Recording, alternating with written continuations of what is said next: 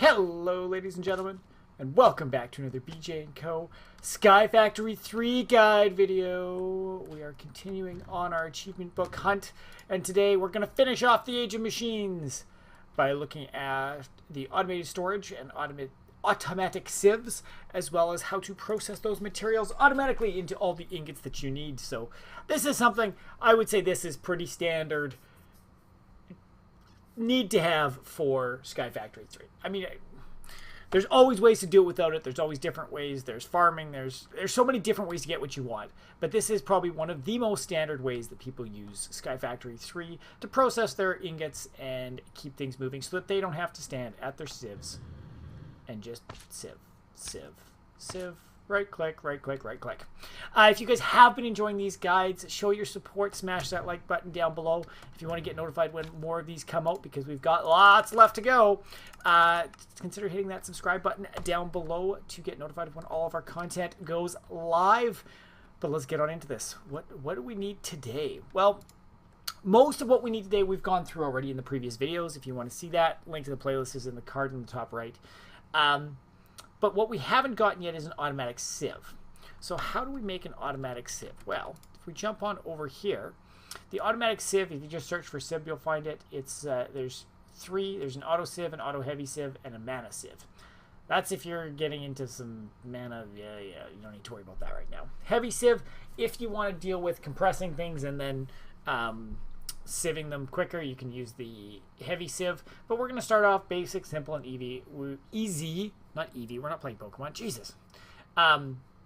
So this one, if you click it, you can see very easily you need 2 blocks of iron, 4 glass panes, and 2 iron ingots, and the sieve itself. Glass pane, simple and easy to make. So we're just going to do this, pop this all in. There's our auto sieve. And let's place this guy down really quickly to see what it does. So there's an input slot here. That's what you're going to be sieving. This is where your mesh is going to go.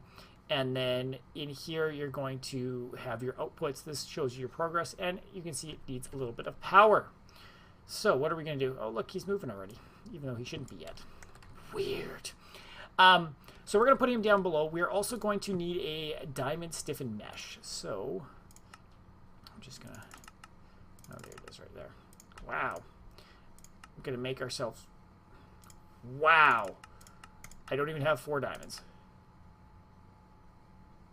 Wait a second. Am I ditching string? Fucking idiot. I am a numpty. So we're going to make this sieve really quickly just because I want the right things to have for my setup. Seriously.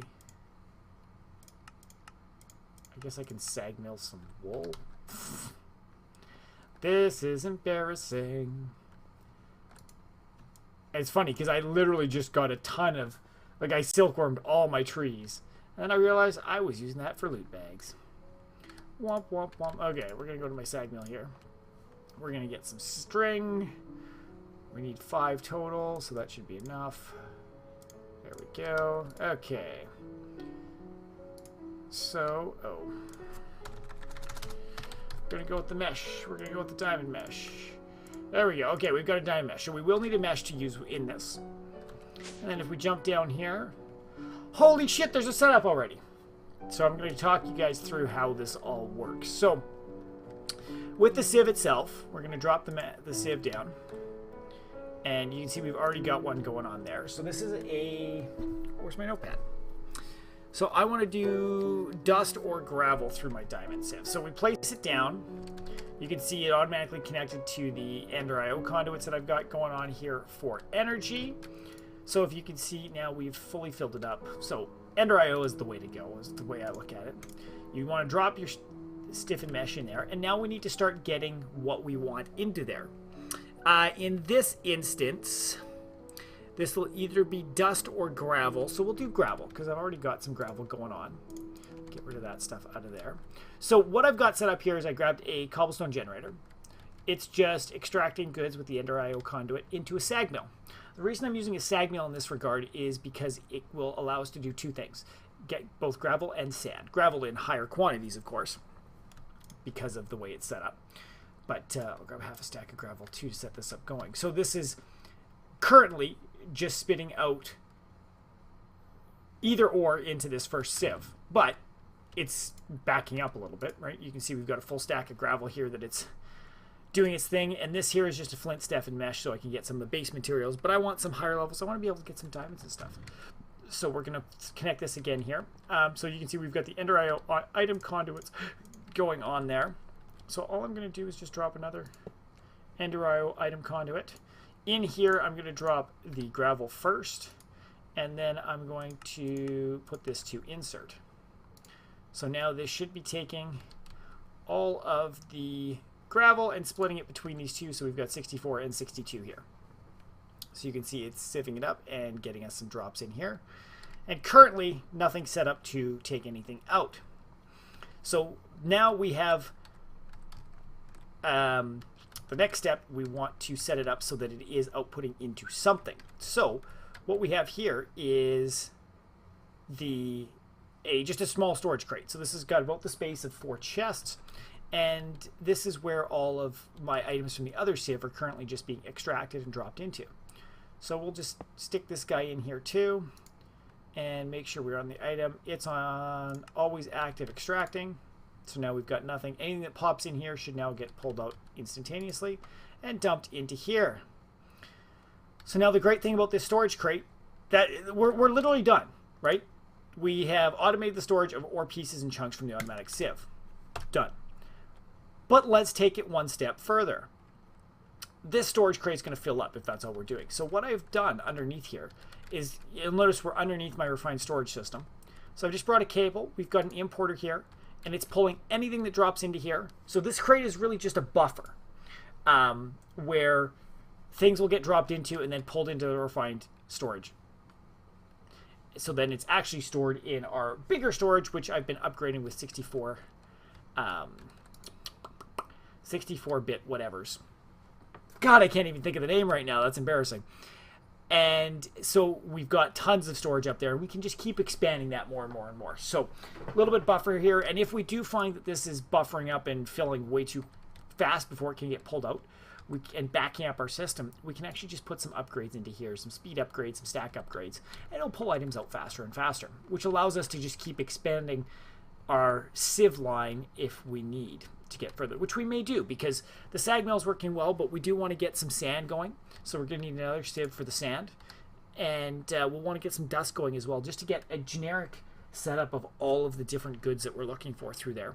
Plus, we may want to also expand further and do some like nether soul sand and all that fun stuff. So we'll see how that goes.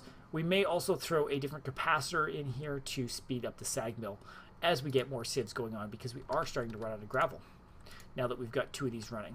So that's a little scary. It will start putting sand into some of them though too. So we'll have to see. We may also have to start throwing filters on these in here so that we can whitelist some items. And the neat thing here too, guys, if you notice, doing cobble, we get flint, and I've set it up so that the flint comes out here and it's actually whitelisted, so the flint will spit out and get dropped down here so that it gets taken out and then added up there, so that it makes it, as you can see, slightly more efficient and more outputs from it. So that's something to keep in mind when you're doing this. But okay, so first piece done. The second piece of this is what all the rest of this fun is. We need to process these materials that come out of the sieve into the correct ingots. So there are certain things that come out, like there will be lapis, there will be some coal, there will be diamonds that you don't really need to do anything with.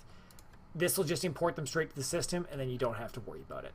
It's here, so I can go grab all the coal that I want and use it, and I could even say export that into something for power generation or furnace use. So we may tackle that down the line. But what do we do with the sieve stuff? So the sieve stuff gives us the chunks, right? So let's just take a look at iron. That's an easy one. We'll go all the way over to, wow, lots of iron stuff. Where's the right place I need to be? Here.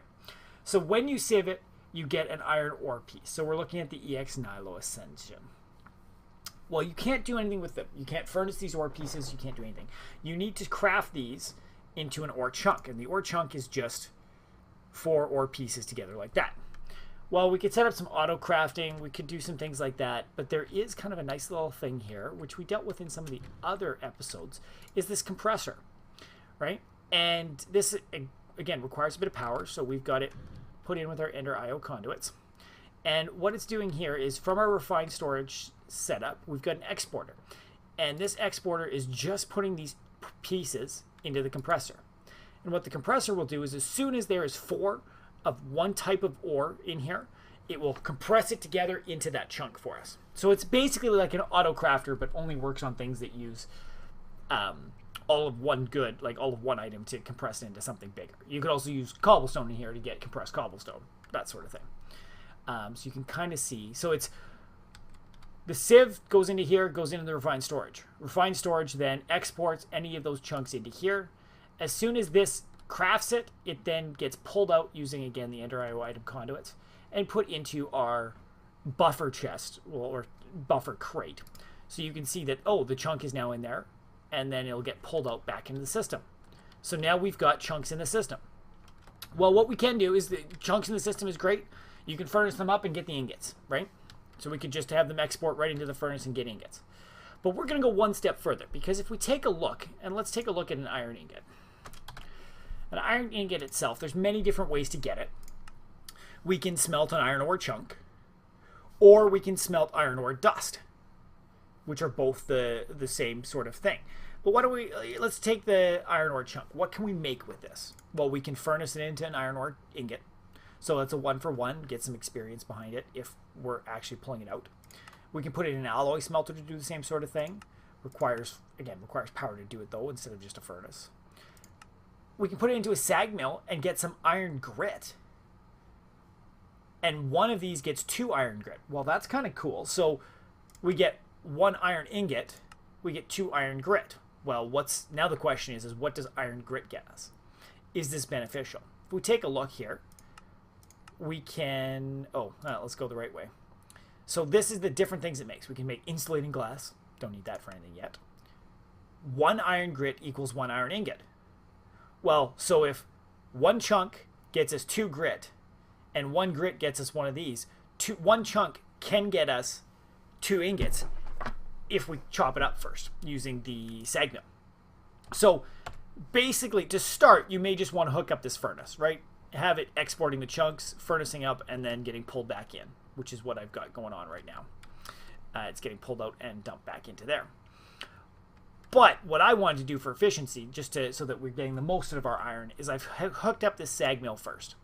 And so the chunks will get exported. Again, they're pulled into the refined system, so we've got an exporter here. We've whitelisted all of the different ore chunks that we'll be getting. They go on into the sag mill. Sag mill does its thing. And unfortunately, what I should start doing next is getting some steel balls or some sort of setup in here. I should actually put some flint in there. That might be a good idea. That might be a good idea. I'll work on that afterwards, just so we get some better outputs from it as well, too. It then outputs from here back into the chest as well. So now our grits will be in this area here. They'll get sucked back into the system. And then last but not least, we've got the furnace. And with the furnace here, again, exporter, we've got all the different types of grit. Currently I'm working off of the 7 different kinds that are in there. So you've got your gold, you've got your nickel, aluminum, lead, silver, iron, and copper are the main ones that you'll use. And then it's just hooked up, again, this is hooked up using Ender IO power conduits so that I don't have to worry about fueling or any of that fun stuff. And then this will smelt it up and spit us out the actual ingots that we've got. And those will, again, come into here, spit on out. And if we jump on over here and take a look at our ingots, you can see we've got a bunch of different ones coming in. So our top 7 should be our gold, lead, nickel, silver, aluminum, copper, and iron. And then we've got a few others that... Oh, we've got a couple different aluminums that look very different. Interesting. But there we go. So now it's being created and stored in our system. And if you're watching this, you should see the numbers slightly change as it goes. It's not... I haven't worried about upgrading anything for speed upgrades or anything along that wise yet. Just because we don't need any crazy amounts quite yet. But this is great. I mean, if you're trying to make something like a bunch of solar panels and stuff, you'll need a bunch of iron. So it's a good way to just ensure that they keep coming into the system. We should be also getting things like diamonds. But we've got 1 right now. We should also be getting coal, which we had some in there. We've got lapis coming in. And what you'll have to do too, guys, is decide what you want to sieve.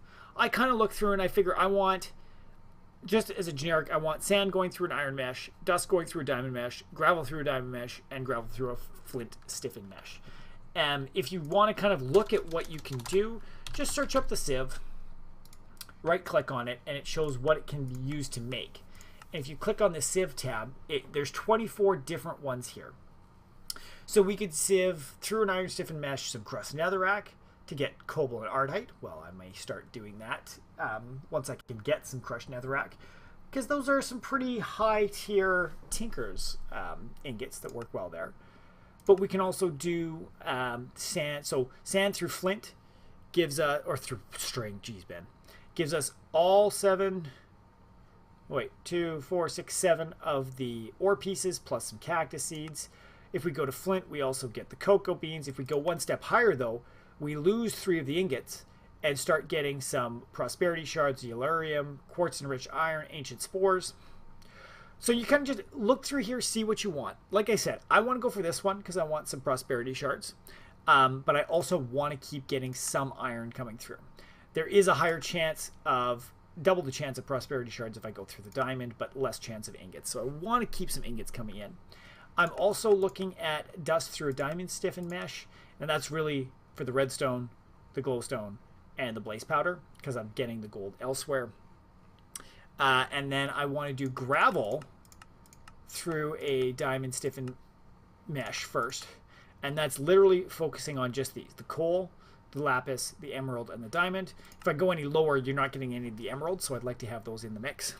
And then for my general, just let's get all sorts of ore pieces and good stuff, I just want to do gravel through the flint stiffened mesh. Again, all 7 of our ore pieces, and then some coal and some lapis, which will be helpful down the line.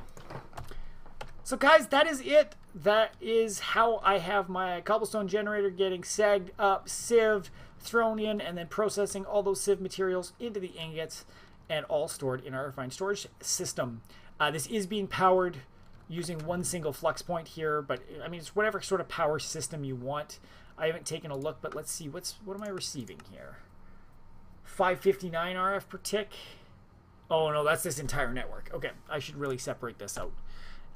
But so far I'm under 1K usage in my entire network, and I want to say most of this is 559. Up here we're at 449, so it's using less than 60 RF per tick, which is not too bad. But I am working on a power plant is what I'm calling this area, that's got my main flux plug, Ender IO conduits everywhere. I found I had to upgrade to the highest level of them with the vibrant alloy, just because the baseline ones were getting a little clogged up. They can only hold 640 RF in them, these ones here. So they weren't quite putting enough throughput for what I was doing, but you can see here I'm building up lots of energy, and I've got a 5 million capacitor right here. So we are in a good place. You may want to consider building a nice power plant yourself to ensure that you've got the power to handle whatever projects you want to work on. But that's that, guys. Thank you very much for joining us as we finish up the machine age. If you have any comments, questions about what we've got going on here, or if you've got any suggestions of ways to improve this setup, let me know down in the comments below. I always like hearing what you guys have to say. And I mean, it's BJ and community, right? BJ&Co. We want our videos to reflect our community that we've got going on here. So I'd love to put a personal flair on this world to recognize that community that is around and supporting us. So if you've got even ideas for that, like if you've got something in Skyfactory that you are really knowledgeable about and you would love to share it, throw us a comment down below. I'd love to chat with you guys, and we can, I can use your expertise to add to these videos.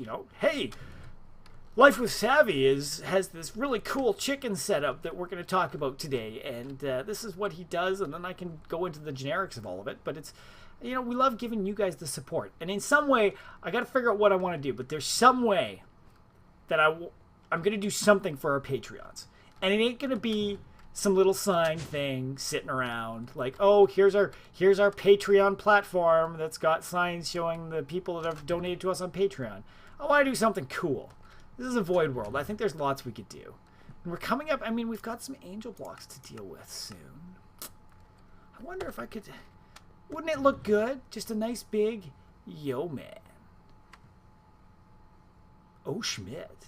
I think it would be cool to throw some stuff out in the void there and show off the wonderful people that support the stream so much. But I'll quit rambling, guys. I always appreciate you being here. Thank you, thank you, thank you for watching.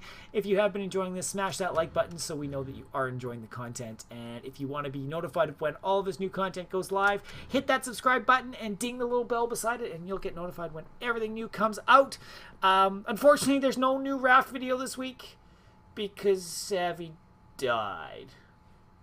What a little son of a gun. Gotta go watch it, guys. It was pretty freaking hilarious.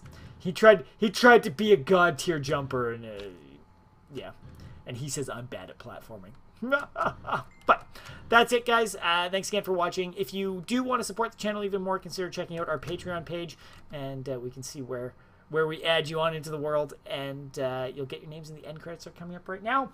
Thank you very much for watching, guys, and we'll see you all in the next one. Bye.